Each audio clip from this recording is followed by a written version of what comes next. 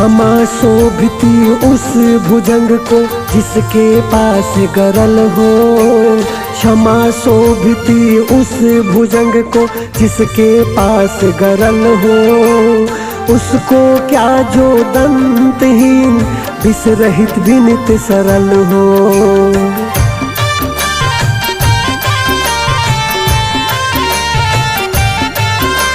Presented by Music Way.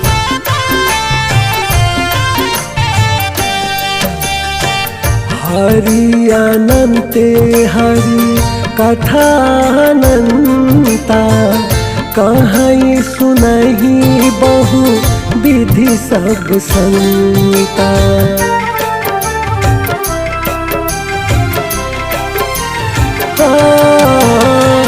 हरि अनंते हरि कथानंता कहीं सुनहि बहु विधि सब संता।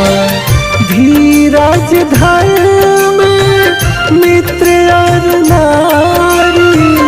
धीरज धर्म मित्र और नारी आफत काल परिख उचारी। मंगल भवन अमंगल हारी द्रवहु सुदशरथ